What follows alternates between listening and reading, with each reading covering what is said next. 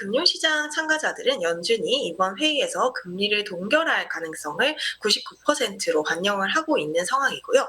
관건은 이번 FOMC에서 나오는지가 될 것으로 보입니다.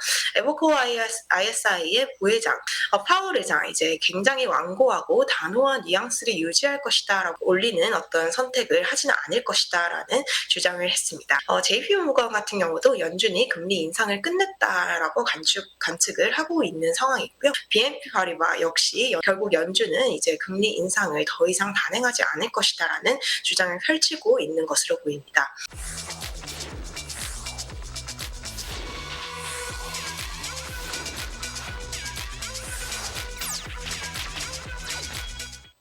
네, 오늘 9월 19일 화요일이고요. FOMC 회의가 시작한 지 첫 번째 날이 됩니다. 뉴욕 증시 3대 지수 오늘 일제히 하락하면서 거래를 마무리를 했는데요. 말씀해 주신 대로 3대 지수 모두 0.2%에서 0.3% 안팎의 하락세를 기록을 하는 모습을 보였습니다. 간밤 이제 채권 금리 또한 상승을 하는 모습을 보였는데요. 10년물과 2년물 국채금리 같은 경우 2006년 그리고 2007년 이후 가장 높은 수준을 유지를 하고 있는 모습입니다. 마감 무렵 2년물과 10년물 국채금리 5bp 정도씩 오르는 모습을 보였고요. 2년물은 5.1% 그리고 10년물은 4.3% 나타냈습니다. 네, 외환 시장 전 이제 FOMC 결과 앞두고 관망세를 보이고 있는 모습인데요. 달러화 지수는 105.1선을 나타내고 있습니다. 네, 유가는 하락했습니다. 10월물 WTI 가격 전일 대비 0.3% 하락하면서 배럴당 91.20달러의 거래를 마쳤지만 장중에는 브렌트유가 95달러를 상회하기도 했습니다. 네. 시장 흐름을 좀 짚어보겠습니다. 계속해서 좀 약세를 보였지만 그래도 장 후반 들어서는 다소 낙폭을 축소한 것 같기도 한데 시장 전체적인 하루 동안의 분위기는 어땠습니까?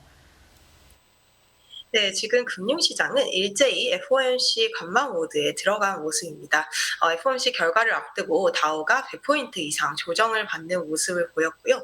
3대 지수 모두 하락하는 모습을 보였는데요. 결국 이제 내일 제롬 파월 연방준비제도 의장의 발언 그리고 이거 SEP에 따라서 조금 이제 방향이 정해질 것으로 예상이 되고 있습니다.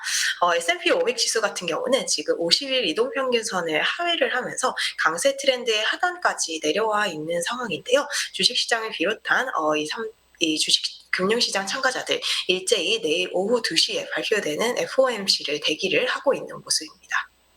네. FOMC 얘기를 좀 해보겠습니다. 1일차에 지금 들어간 거고요.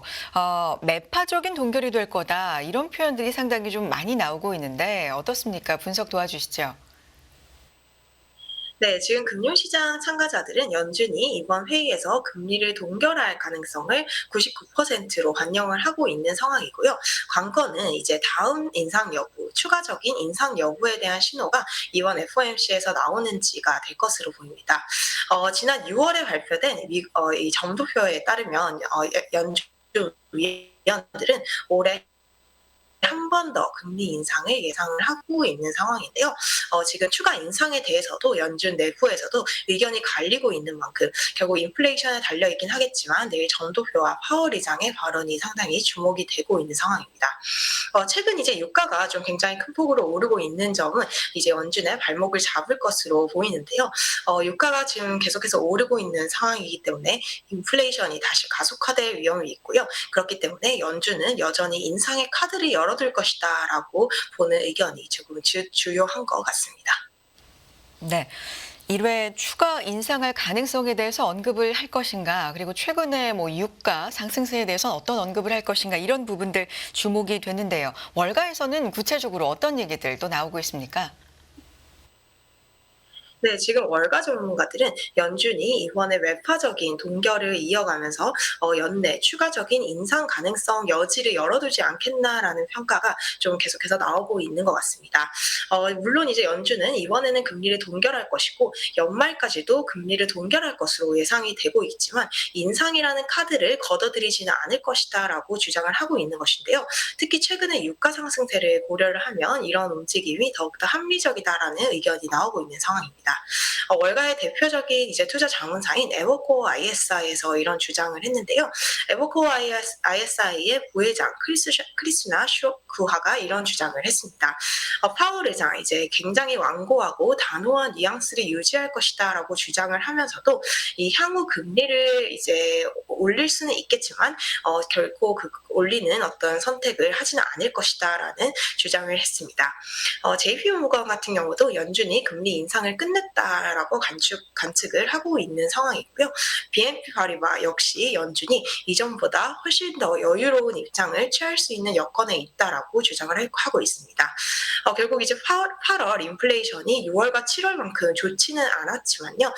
그래도 근원 PCE 가격 지수 같은 경우에는 꾸준히 하락하는 흐름을 보이고 있기 때문에 결국 연준은 이제 금리 인상을 더 이상 단행하지 않을 것이다라는 주장을 펼치고 있는 것으로 보입니다. 하지만 이제 유가 상승 그리고 인플레이션이 여전히 스티키하게 이어질 가능성도 있는 상황이기 때문에요. 일부 IB들 중심으로는 연내 1회 정도 추가 인상을 할 가능성이 아직까지 있지 않나라고 관측을 하고 있는데요. 결국 내일 나올 점도표 그리고 파월 의장의 발언에 따라서 이 추가 인상 여부를 점쳐볼 수 있을 것 같습니다. 네, FOMC 결과가 어떻게 나올지 궁금해지고요. 저희도 생중계를 준비하고 있기 때문에 또 함께 해보시면 바로바로 결과를 아실 수가 있을 것 같습니다. 자, 다음으로 시장 구체적인 얘기를 좀 해보겠습니다. ARM, 암이 성공적으로 상장으로 안착을 했다라는 평가가 있는데 인스타카트도 나스닥에 안착을 했군요. 이 얘기 좀 전해주시죠. 네, 인스타카트 이제 미국의 온라인 식품 배송 업체입니다. 장보기 어플이라고 볼 수 있을 것 같은데요. 인스타카트도 암에 이어서 나스닥 시장에 안착을 오늘 성공적으로 했습니다. 지금 인스타카트 같은 경우는 코스트코라든지 웨그먼스와 같은 미국의 대형 이 식료품을 고객들에게 배달해주는 그런 회사인데요. 2012년 설립이 되었고요. 특히 코로나를 거치면서 굉장한 이 코로나 수혜 기업으로 주목을 받은 종목입니다. 2021년 코로나 초기에 인스타카트의 기업 가치는 거의 390억 달러 가량으로 추산이 되었었는데요. 오늘 상장 기준으로는 인스타카트의 이 기업 가치는 110억 달러 정도로 이제 집계가 되었습니다. 앞서서 이제 인스타카트의 공모가는 30달러로 이제 책정이 됐었는데요. 오늘 인스타카트 시초가에서는 무려 주가가 40% 급등을 하면서 42달러 수준에서 개장을 하는 모습을 보였습니다. 하지만 장중에는 이제 이익 실현 수요 등이 올리면서 이제 상승폭을 대부분 반납하는 모습을 보였고요. 종가 기준으로는 전일 대비 12% 오르면서 33.7달러 수준에서 마감을 하는 모습을 보였습니다. 그럼에도 불구하고 공모가였던 30달러보다는 높은 수준이고요. 인스타카트 같은 경우는 작년 2분기부터 이익을 내기 시작한 회사이고요. 또 최근 분기에 순이익이 1억 달러를 넘어선 바가 있습니다. 또 이제 인스타카트 같은 경우는 벤처기업이 투자한 회사인데요. 벤처기업이 투자한 회사가 상장한 경우가 거의 2021년 12월 코로나 팬데믹 이후에 처음 있는 일이기 때문에 상당히 주목을 받은 이 종목이라고 할 수 있을 것 같습니다. 네. 인스타카트까지 이렇게 안착을 한다면 ARM에 이어서 인스타카트까지 이러면 코로나 이후에 좀 침체돼 있던 IPO 시장의 활기가 되고 이게 시장으로까지 점점 번지나 이런 기대감도 가져볼 수 있을 것 같은데요. 관련돼서는 어떤 얘기 있습니까? 네, 암에 이어서 인스타카트까지 이제 성공적으로 시장에 안착을 하는 모습을 보였고요. 코로나 이후 사실상 이제 문이 닫혀 있었던 이 자본시장의 문이 본격적으로 다시 개방이 되고 있는 거 아니냐라는 이런 분석들이 나오고 있습니다. 결국 이제 IPO 시장이 다시 활성화가 된다면 나스닥 지수를 끌어올리고 또 뉴욕 증시의 새로운 동력으로 작용할 수 있는 거대한 호재인데요. 특히 골드만삭스 쪽에서 IPO 쪽에서는 이제 월가의 제왕이라고 볼 수 있습니다.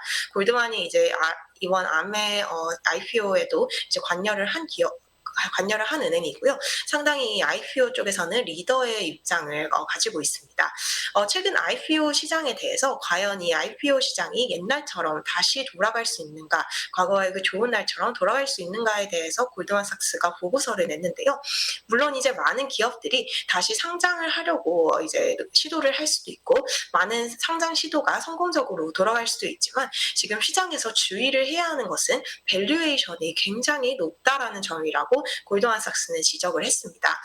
그리고 또 기업들이 이 코로나를 거치면서 현금을 소진한 기업이 상당히 많다라고 골드만삭스는 주장을 했는데요. 자본시장이 사실상 갇혀있던 이 지난 2년 동안 자금 조달을 위해서 많은 이제 성장 기업들이 현금을 소진한 바가 있습니다. 그렇기 때문에 이 부분을 좀 상당히 주의해야 한다라고 주장을 했고요.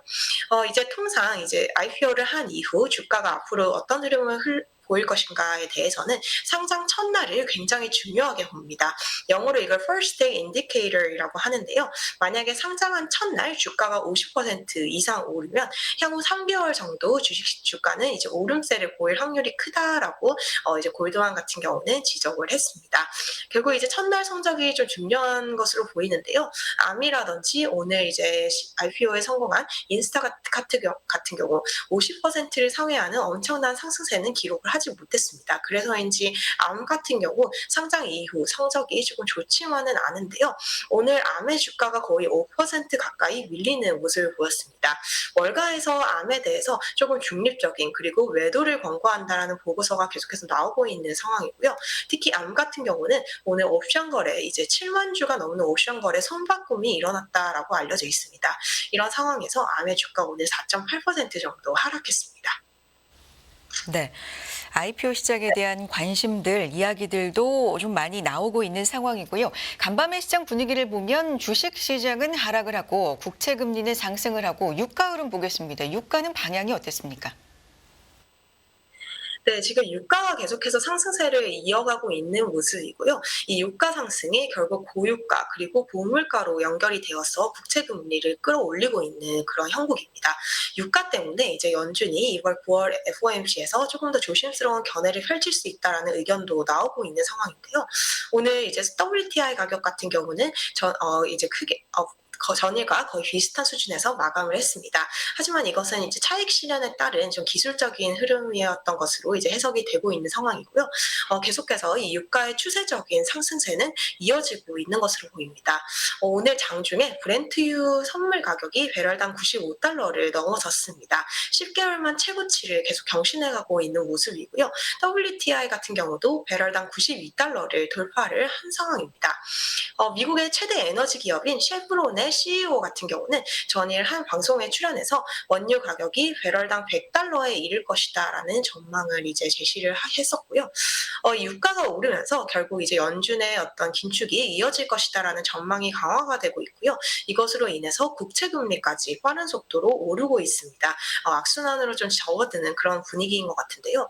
오늘 2년물 국채 금리가 지난 2006년 이후 가장 높은 수준으로 치솟았고요. 10년물 같은 경우도 2007년 이후 가장 높은 레벨을 장중에 터치를 했습니다.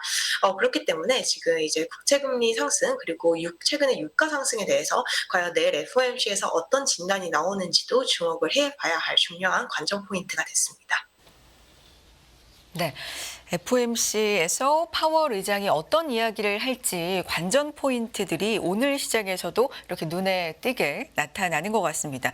경제 지표 얘기를 해보도록 하죠. 주택과 관련된 지표가 하나 또 발표가 됐네요. 어떻게 나왔습니까?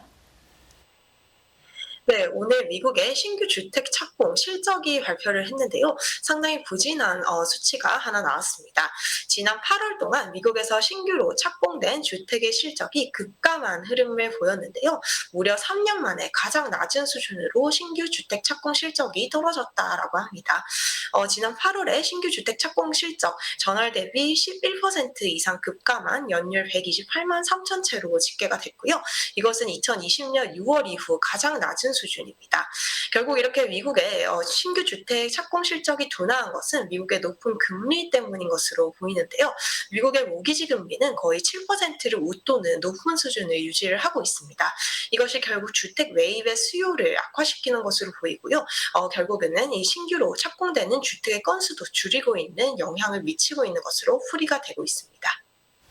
네, 주택담보대출금리가 7%를 웃돈다는 건 계속해서 전해드렸었는데 실제로 신규 주택 착공 건수도 계속해서 급감하는 모습, 2020년 6월 이후 가장 낮은 수준의 숫자를 보였다는 것도 의미가 있는 것 같습니다.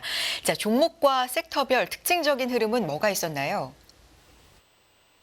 네, 네, 오늘 3대 지수 일제히 하락을 하면서 S&P 500 구성하고 있는 대부분 섹터 하락하는 흐름을 보였습니다. 특히 헬스와 커뮤니케이션을 제외한 전 섹터가 하락하는 모습을 보였습니다. 빅테크는 혼조된 흐름을 나타냈는데요.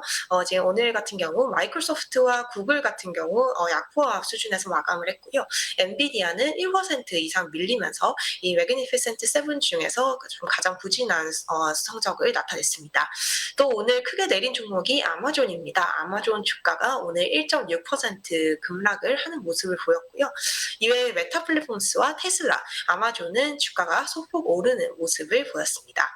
네, 오늘 이제 스타벅스의 주가가 1.5% 정도 하락을 했는데요. 월가에서 스타벅스에 대한 투자 의견을 하향 조정한 케이스가 나오면서 스타벅스의 주가가 내림세를 나타냈습니다. 또 로켓랩 같은 경우 로켓 발사에 실패했다라는 소식이 전해졌고요. 이에 따라서 주가가 7% 이상 밀리는 모습을 나타냈습니다.